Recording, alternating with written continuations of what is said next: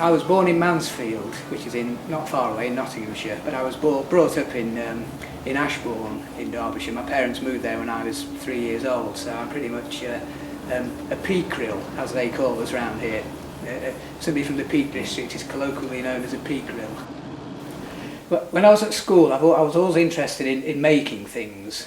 For instance, when I was 9 or 10, I had the idea of carving a sphinx, like the face of the Sphinx out of stone. I spent weeks working on this, and when I was at school I was interested in practical subjects. I actually preferred metalwork. I like the precision of the metalworking tools. They all seem to be, metal engineers, tri-squares all seem to be better than the woodworking equivalent for some reason.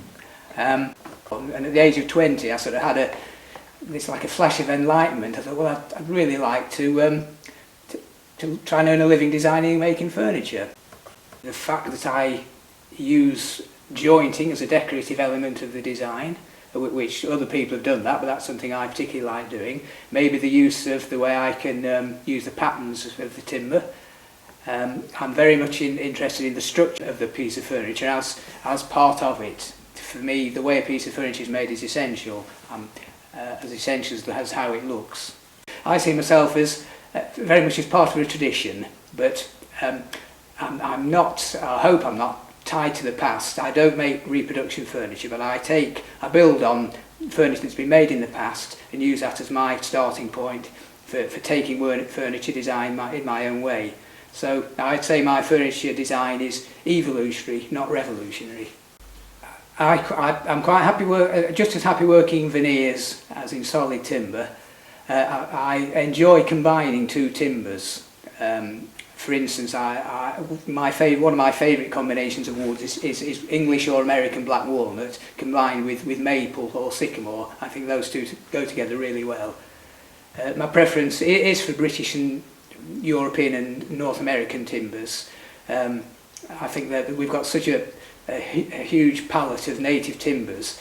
There is no need to import timber from halfway across the world. For example, people have visited my workshop and seen something made out of ripple sycamore. They said, wow, where's that come from? Well, yeah, where's that imported from? And I said, well, it grows right round here. It grows in the woods within a few miles from me.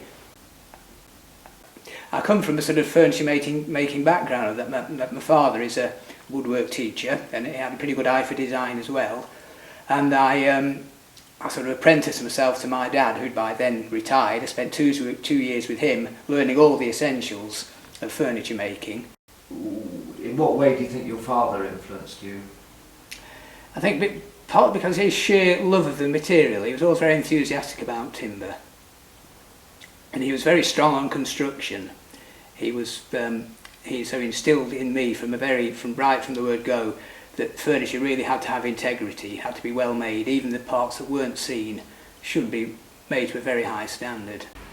Now, although I'm a great believer in hand tools and hand processes, I also recognise the importance of machinery in the workshop. And one of the pieces which I find extremely useful is this drum sander, which saves a huge amount of time doing on what would otherwise be a very slow job by hand.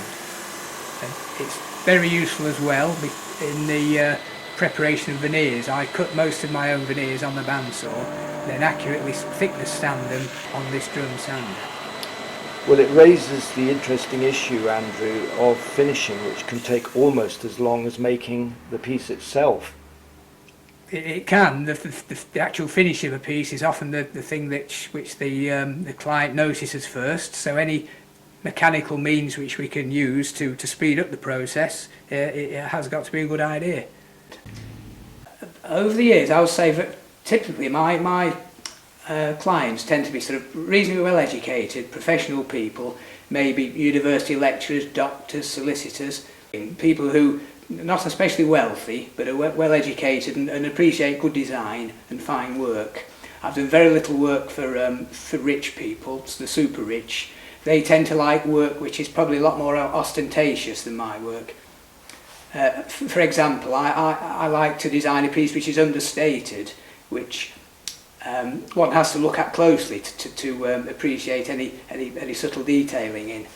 I prefer a semi-matte or even a completely matte finish to let the wood speak for itself. I don't like to see highly polished surfaces or unnecessary design.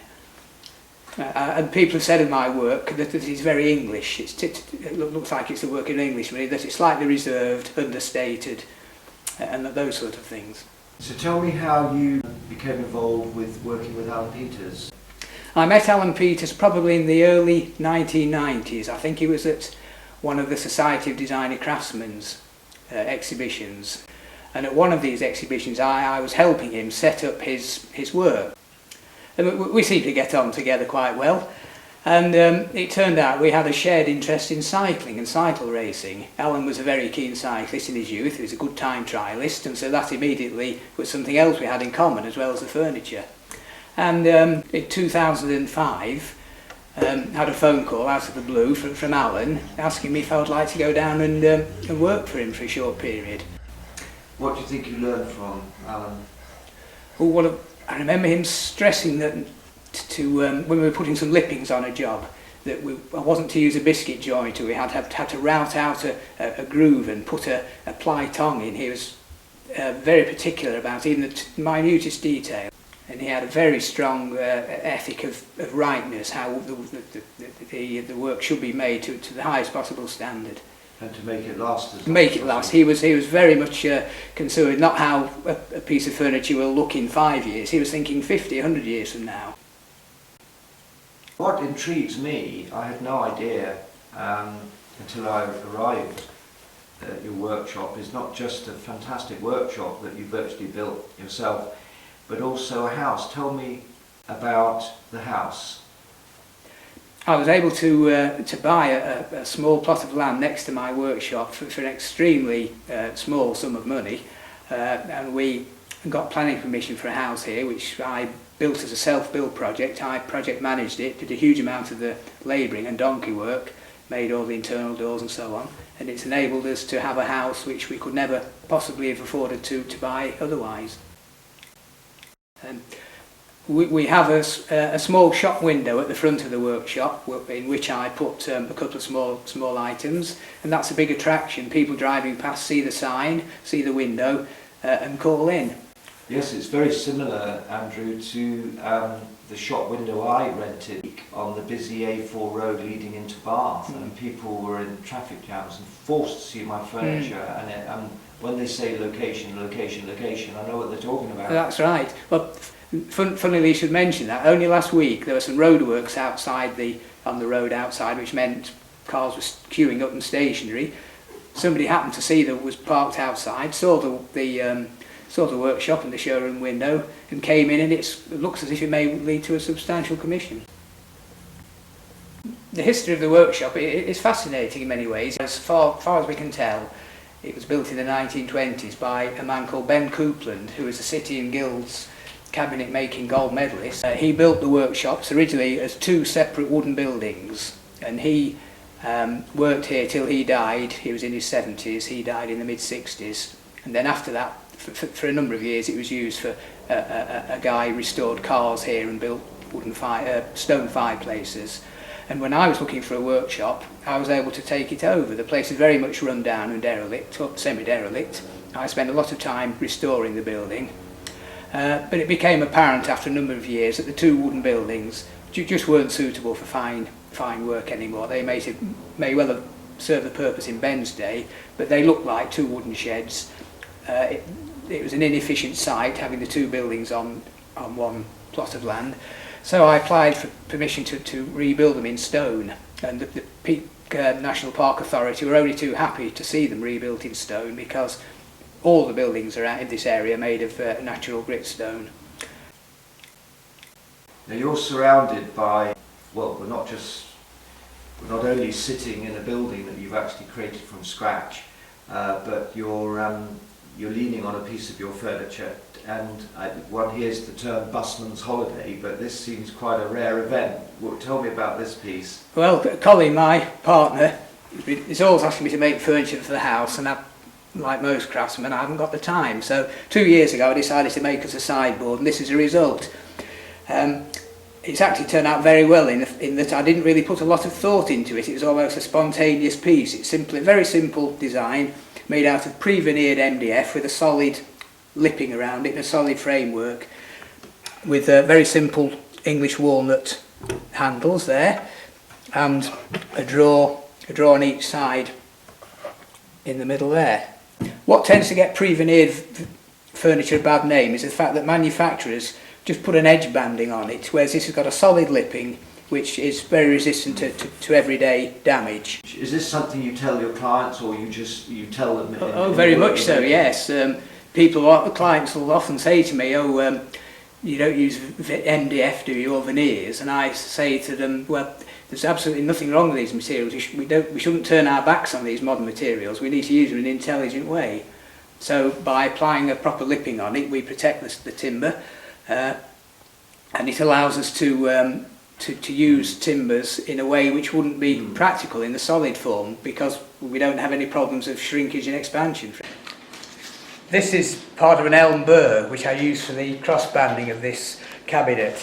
This is a slice off it. You can see how the sort of interlocked random grain. There's no actual grain as such, it's just a cluster of wood fibres, which is difficult to use in the solid because it has no grain strength. So by resawing it into a thick veneer, we can then use it as this decorative detail here. And this has got a particularly sort of open grain. It's full of voids and splits. So I decided to use a pale filler to fill all the voids and gaps, and then that again forms a visual contrast.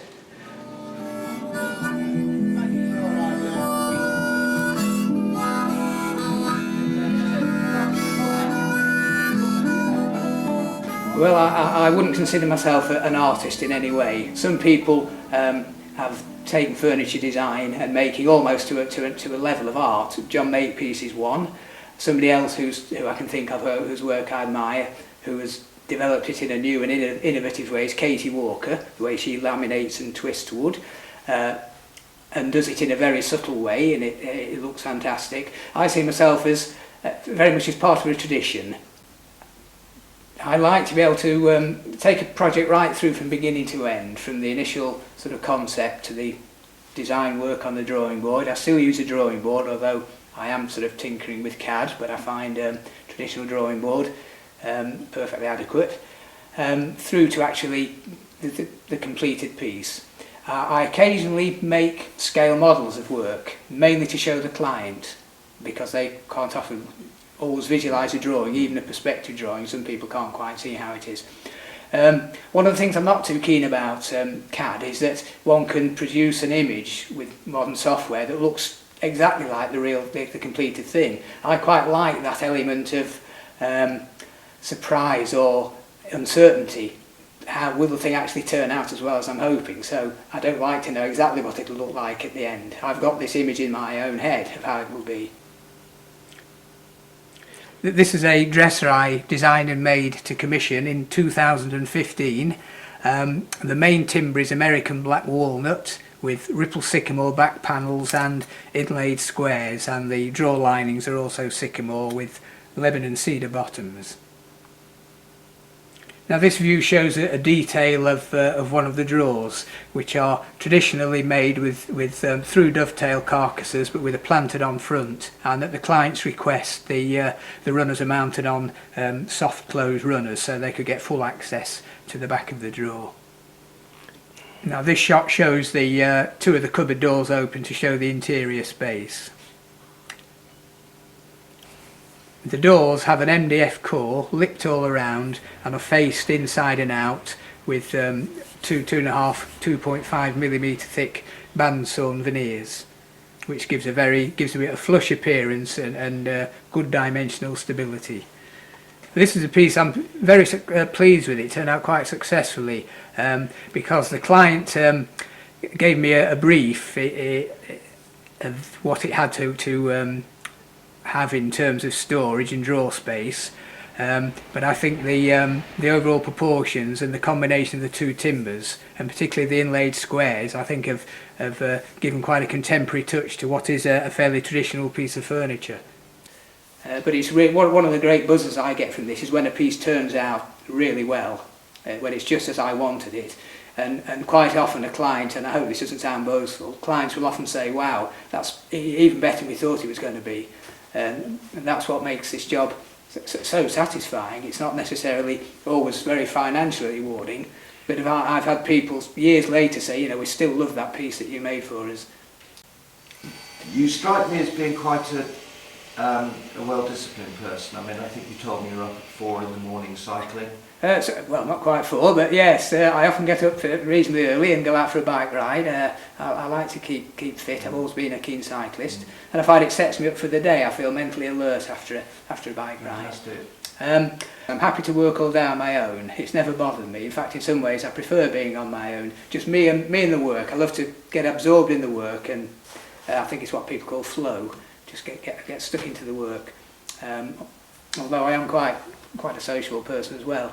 I think not everybody's suited to this sort of work. I think many people would find it hard to be on one's own all day in a workshop, but I'm okay at that. Yes, well, I was intrigued that, like myself, you're involved in music, and I'm also intrigued by this this box. Tell me about this box. Well, the box we're sitting on is what is known as a cajon, spelt C-A-J-O-N, and it literally means Spanish for box or drawer.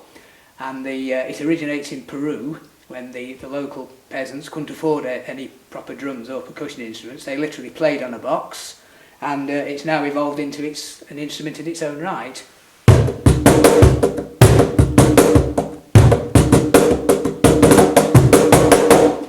And needless to say, one can go out and buy one of these, but I made this myself out of some from offcuts of birch ply left over from a commission, and this is 4mm ply, which I put through the drum sander to plane down to 3mm, and I then veneered it with wych elm and put some decorative discs in of bog oak. I think it's the combination of the wych elm and the bog oak that gives it its magic. Yes.